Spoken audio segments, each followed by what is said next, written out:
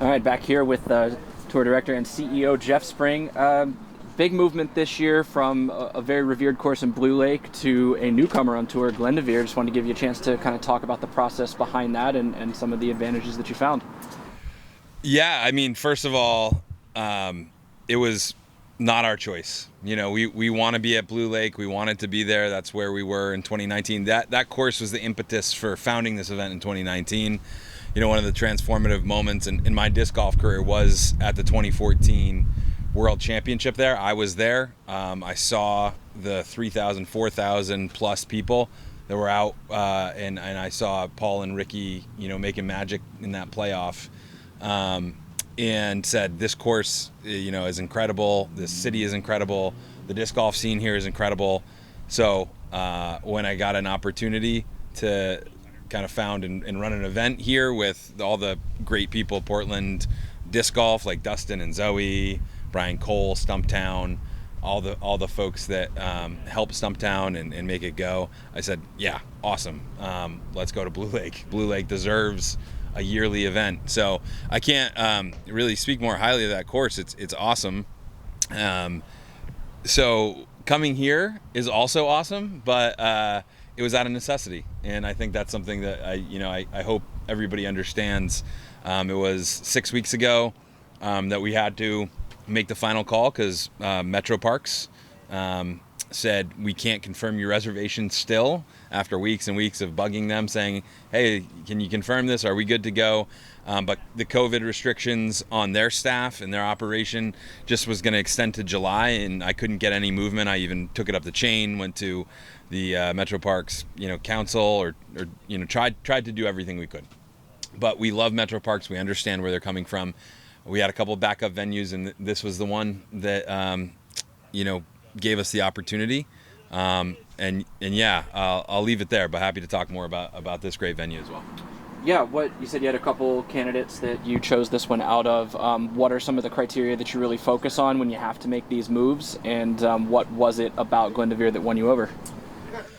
Yeah, so first of all, we need the basics to run the event, enough room for parking. We need, the media list of enough room for media operations, signal for live, ideally. We need a room for spectators as well. We will have some spectators here. And the list, continues to go on. The way we're evolving, we want player-only parking and player amenities and really thinking about the pro player experience. The other option was Rose City Disc Golf course, which is also on a golf property. And there is a golf course there. They had some conflicts that weren't really movable. We were trying to work around them. There weren't any conflicts here. So we came here. There are some existing courses in Portland that we looked at. They're all kind of like a little bit less for elite play. I think that there were some decent options, but they were also owned and operated in a lot of cases by the city. So most of the city courses, the city wasn't really saying, hey, we're going to let you reserve this and operate an event here. So we really canvassed everywhere, and this ended up being a great option, but really our option. And so from there, we just tried to activate the event site in a very short window. I mean, from making the decision 6 weeks to confirming 5 weeks, getting Dustin on board, and he designed it a month ago in a short span of time. It's been an amazing, incredible lift to get to this point. So. Hey Jeff, Chris with Gatekeeper Media. Couple questions. First off, how does it feel to have spectators back? Things are opening up, and we keep seeing more and more. Had them at De La, had them at OTB. How's that feel to you as the tour director? It's fantastic. It seems like a new age of spectating. When we've come back in, we've thought about the future of spectating, and all of our Disc Golf Pro Tour events will have a unified ticketing system going forward, where everybody can go on DGPT.com.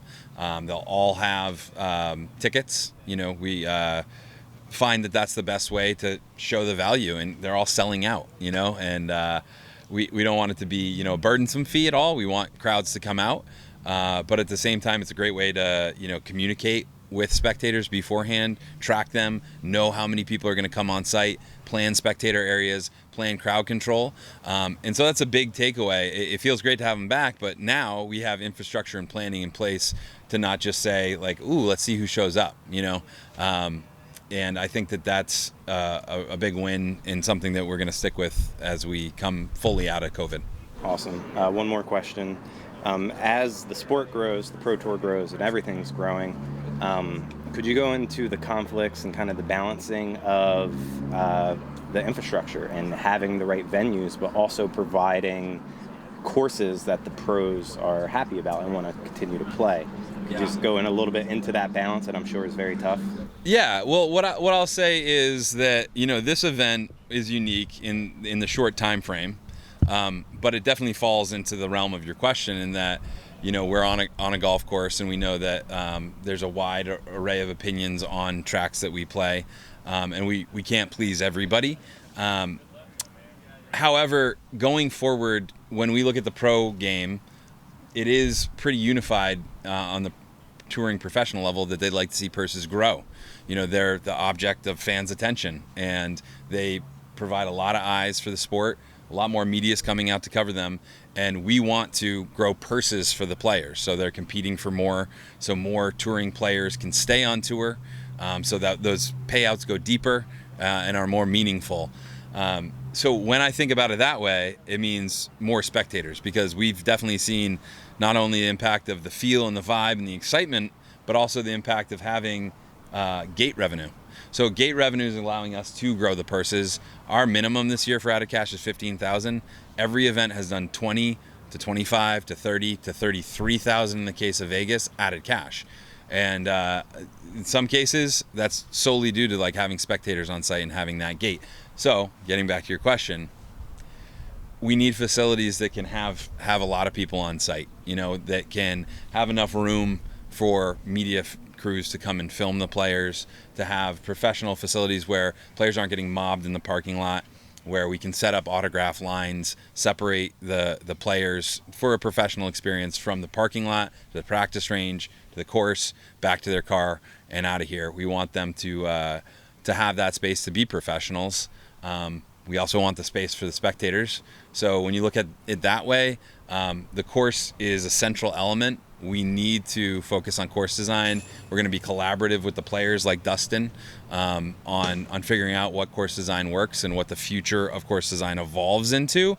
But at the same time, the venue requirements are definitely evolving as well. So it's going to be a push and pull. I think hopefully, I can help bring everybody together, collaborate, find the middle ground on the venue development, but also on keeping historic courses, keeping those great designs that we love.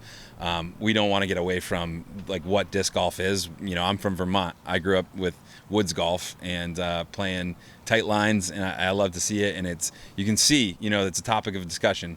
It affects the players who are at the top of the leaderboard. And I think we're just going to see a wide variety through the years, but I don't think we're ever going to get away from a lot of those traditional courses and the traditional designs of being included on tour. We'll work extra hard to make sure that some venues that are traditional and that people know and love stay on tour.